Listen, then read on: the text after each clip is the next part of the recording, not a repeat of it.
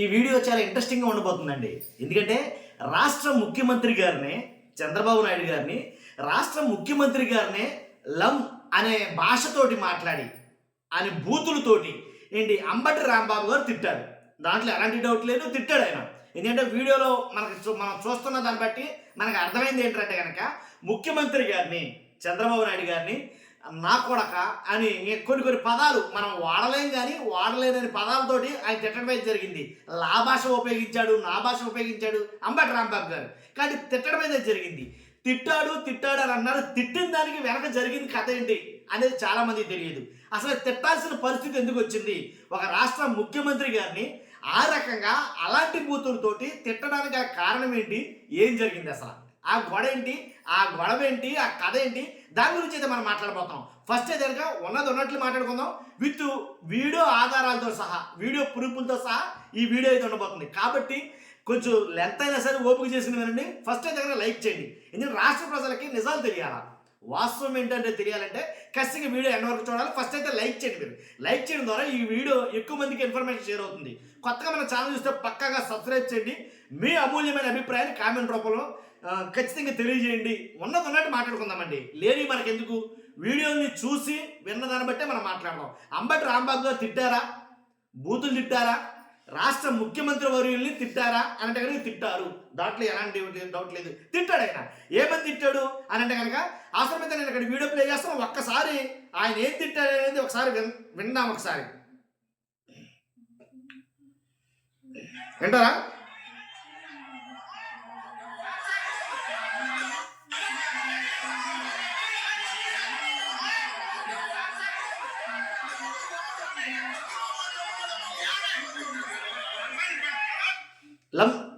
రమ్మను, చంద్రబాబుని రమ్మను అని ఇలా కొన్ని బూతులు తిట్టాడు. నేను వీడియో పెడతాను. నేను ఇలా నోటితో చెప్పలేను కానీ ఇది నేను వీడియో పెడతాను. ఒక్కసారి కట్ చేయి, ఆ వీడియో పెట్టి వీళ్ళకి చూపిస్తాను ఒకసారి.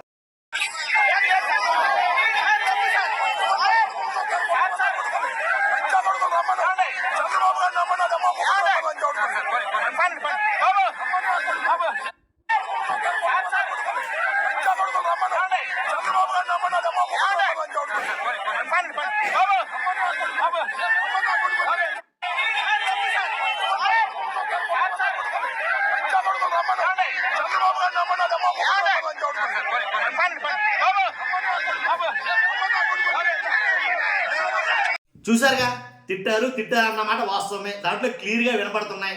రమ్మను ఆయన ఎందుకు తిట్టాల్సి వచ్చింది? ఎందుకంత ఫ్రస్ట్రేట్ అవుతున్నాడు? అసలు ఎందుకని, అక్కడ ఏం జరిగింది, అంతమంది జనం ఆ కారు కూడా ఏంటి అని అంటే కనుక అసలు కథ ముందు జరిగింది. అది చెప్తాను. ఏంటంటే మహాపాపం ఇది నిజం. ఒక ఫ్లెక్సీ, పెద్ద ఫ్లెక్సీలు అయితే కనుక ఏర్పాటు చేస్తున్నారు ఈ మధ్యలో. మీరు చూసారా లేదా కానీ మహాపాపం నిజమని ఒక ఫ్లెక్సీ అంటే 68.17 లక్షల కిలోల కల్తీ నెయ్యితోటి కల్తీ నెయ్యితోటి ఇక ఫ్లెక్సీలు అనమాట. ఇలాంటి ఫ్లెక్సీలు అయితే కనుక ఒకటి ఏర్పాటు చేస్తున్నారు. దాంట్లో ఆ ఫ్లెక్సీలో ఏం రాశారు ఏంటంటే కనుక మహాపాపం నిజం, 68 లక్షల కిలోల కల్తీ నెయ్యితోటి, అది నెయ్యి కాదు అని చెప్పేసి కొన్ని రాసుకొచ్చారన్నమాట. జంతువుల కొవ్వుతో తయారు చేయబడిన సింథటిక్ ఘీ, ఆ కల్తీ నెయ్యితోనే 20 కోట్ల లడ్డూ ప్రసాదాలు తయారీ.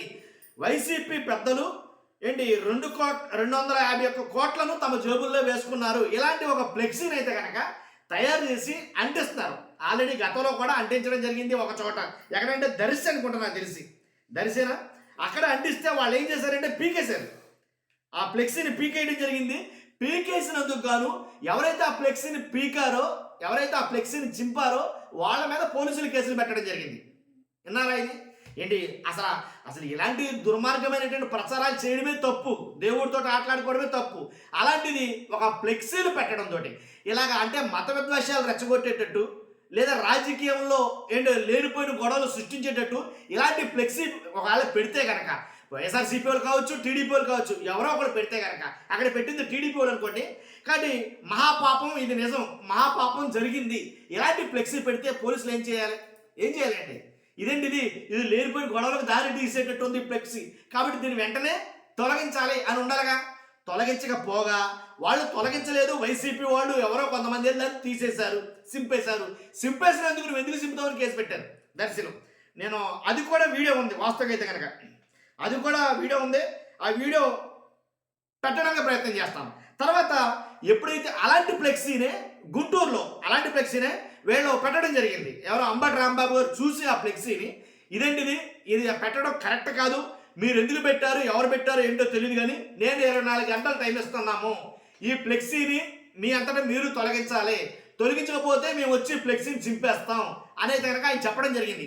అలాంటి ఫ్లెక్సీ దగ్గరికి వెళ్ళి నిలబడి మాట్లాడుతూ ఆయన చెప్పడం జరిగింది అంబటి రాంబాబు గారు, ఈ ఫ్లెక్సీలు మీరు పెట్టడం, దుష్ప్రచారం చేయడం, తిరుమల లడ్డు మీద దుష్ప్రచారం చేయడం తప్పు, కానీ ఈ ఫ్లెక్సీని ఎవరు పెట్టారో ఖచ్చితంగా దీన్ని చింపేయాలి, తొలగించాలి అని అంబటి రాంబాబు గారు ఆయనతో పాటు అనుచరులు వెళ్ళి మాట్లాడడం జరిగింది. ఒకసారి మాట్లాడడం అంటే గుర్తుకొచ్చింది, ఆ వీడియో కూడా పెడతాం. ఆయన ఏం మాట్లాడారు అక్కడ, అంబటి రాంబాబు గారు ఏం మాట్లాడారు అనే దాని మీద ఆ వీడియో పెడతాం. ఒకసారి కచ్చా వీడియో పెడతాం, చూస్తారు.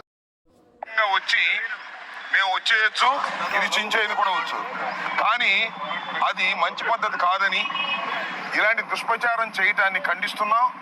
తక్షణమే వితిన్ 24 అవర్స్లో ఈ దుష్ప్రచారము చేస్తున్నటువంటి ఫ్లెక్సీని తొలగించకపోతే, పోలీస్ వారి యాక్షన్ తీసుకోకపోతే నేనే వచ్చి చించేస్తా. దీనిలో ఏ విధమైన సందేహం లేదు. ఇది తప్పుడు ప్రచారం. చంద్రబాబు చెప్పింది పంది కొవ్వు అన్నాడు, జంతువులు కొవ్వు అన్నాడు. అది కలవలేదని సిబిఐ రిపోర్ట్ ఇచ్చింది. సిగ్గు లేకోకుండా ఈ విధమైన ప్రచారం చేసి జగన్మోహన్ రెడ్డి గారి మీద, వైఎస్ఆర్ కాంగ్రెస్ పార్టీ మీద పనిగట్టుకుని దుష్ప్రచారం చేస్తే చూస్తూ సహిస్తూ ఊరుకోలేమని మనవి చేస్తున్నాను. ఇవాళ మేమందరం వచ్చాం, ఎవరు లేరు, చించేసి ఎవడు అడిగేవాడు లేడు, కానీ అది మంచి పద్ధతి కాదనే ఉద్దేశంతో వాళ్ళకి చెప్తున్నాం. మర్యాదగా రాజకీయాలుగా చేయండి, రాజకీయాలు ధర్మంగా చేయండి, అంతే తప్ప పవర్ ఉంది, అధికారం ఉంది, పోలీసులు ఉన్నారని, ఫ్లెక్సీలు ఉన్నాయని ఇష్టం వచ్చినట్టుగా ఫ్లెక్సీలు కడితే అది తప్పు, అది మంచి సాంప్రదాయం కాదు. ఆ సాంప్రదాయానికి తెలుగుదేశం వాళ్ళు ఫుల్ స్టాప్ పెట్టకపోతే అనుభవిస్తారు. డైరెక్ట్గా వచ్చి ఇచ్చేస్తాం, దానిలో ఏ విధమైన సందేహం లేదు. ఎన్నాళ్ళు కాపలా కాసుకున్నా కూడా ఆ విషయాన్ని చెప్పి వాళ్ళకి కనువిప్పు కలిగించేటటువంటి ప్రయత్నం చేస్తున్నాం. చంద్రబాబుకి ఇప్పుడైనా సిగ్గు తెచ్చుకొని క్షమాపణ చెప్పాలి. పంది కొవ్వు, పశువు కొవ్వు కలిసిందని ప్రచారం చేసిన విన్నారుగా అంబటి రాంబాబు గారు ఏమన్నారో. ఎవరైతే టీడీపీ నాయకులు కావచ్చు, వాళ్ళ అనుచరులు కావచ్చు, ఎవరైతే ఆ ఫ్లెక్సీ పెట్టారో ఇది వివాదాస్పదమైన ఫ్లెక్సీ కింద, వివాదాస్పదమైన నన్ను అడిగితే కనుక వివాదాస్పదమైన ఇలాంటి ఫ్లెక్సీలు పెట్టడం మమ్మాటికి తప్పు అని కొన్ని మాటలు మాట్లాడాడు ఆయన. ఇలాంటి దుష్ప్రచారం చేయడాన్ని ఖండిస్తున్నాం.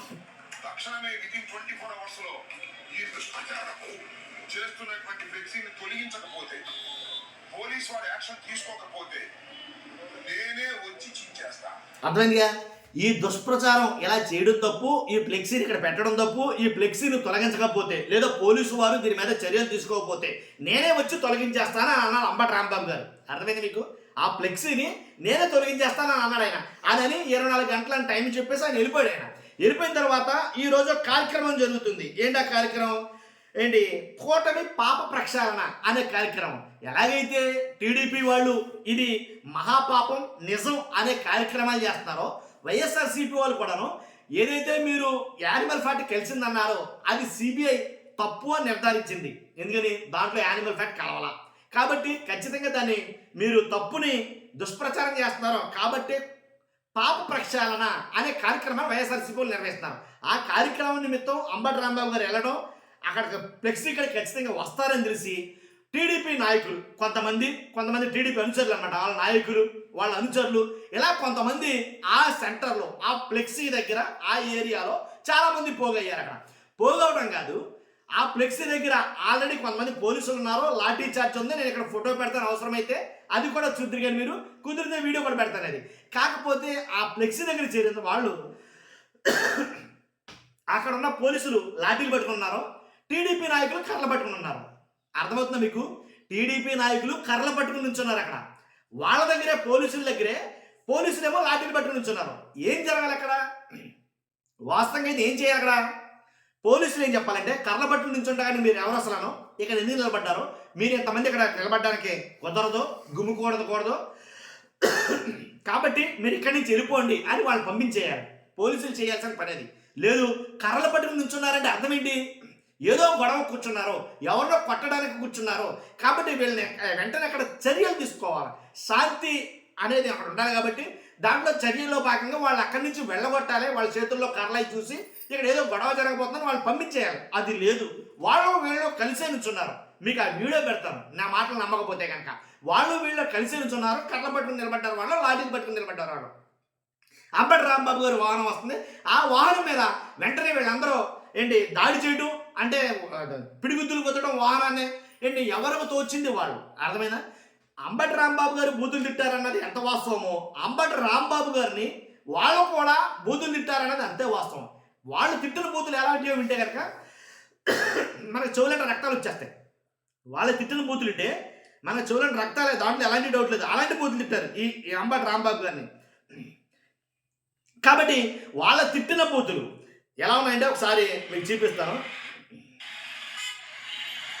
మహా దారుణం అండి. ఎలా అంటే ఆయన్ని ఇంకా అది ఈయన అసలు నేను మాట్లాడలేండి.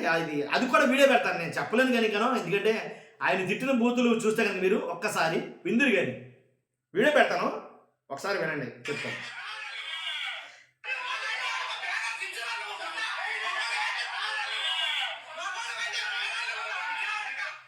మగోడు అయితే బ్యానర్ చింపరా లం డాష్ అనమాట.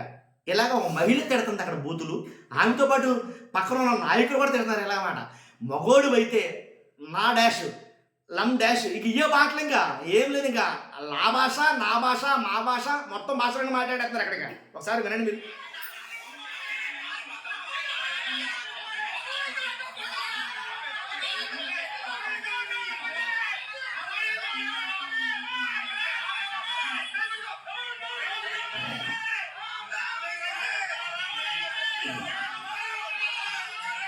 ఇలా వినిపించడం కన్నా మీకు వీడియో పెట్టడం కట్ట చూదురు కానీ ఇదేంటి వాళ్ళ చేతుల్లో కర్రలో పోలీసులు వాళ్ళతో పాటు అక్కడ నిలబడటం ఇవన్నీ మొత్తం ఈ వీడియోలో చూద్దాం. కానీ ఒక్కసారి కట్ చేయి, ఆ వీడియో పెడతాం, తర్వాత మళ్ళీ ఒకసారి మాట్లాడదాం. ఒకసారి